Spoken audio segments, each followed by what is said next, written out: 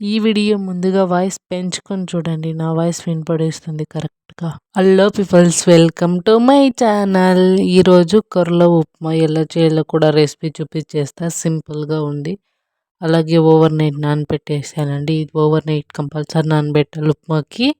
అలాగే పెసలు కూడా అప్పుడే నానబెట్టేసా. ఇక్కడ చూడండి, కాసింత ఆయిల్ వేసుకొని తాలింపుకి కావాల్సిన ఎండుమిర్చి, పచ్చిమిర్చి, కరివేపాకు, ఆవాలు, జీలకర్ర వేసుకోవడం, కావాల్సిన ఆనియన్స్, పచ్చిమిర్చి మంచిగా మగ్గాలండి. మంచిగా మగ్గిన తర్వాత టమోటా వేసుకుందాం. ఈ నా వీడియోస్ మీకు నచ్చితే సబ్స్క్రైబ్ చేసుకోండి, లైక్ చేయండి, కామెంట్ వీలైతే కూడా కామెంట్ చేయండి. టమోటా వేసుకొనేసి ఇవి కూడా మంచిగా మగ్గిన తర్వాత తరకారీ వేసుకునే వాళ్ళు తరకారీ వేసుకోవచ్చు, స్కిప్ చేసే వాళ్ళకి స్కిప్ చేసేయచ్చు. తరకారీ కూడా వేసేసి మంచి కలిపేసి పెట్టేయడమే. కాసేపు మగ్గిన తర్వాత వాటర్ వేసుకోవాలి.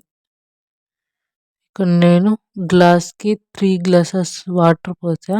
ఇక్కడ పెసలు పైన పెట్టేద్దాం గ్యాస్ పైన.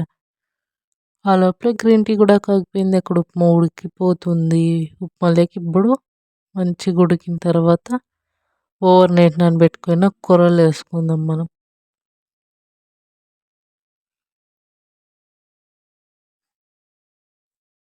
ఈ వీడియో లెంత్ లేకుండా సింపుల్గా ఉంటుంది.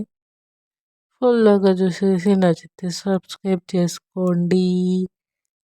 ముందు ముందు అప్డేట్స్ మంచిగా ఇస్తా నా డయట్ జర్నీలో.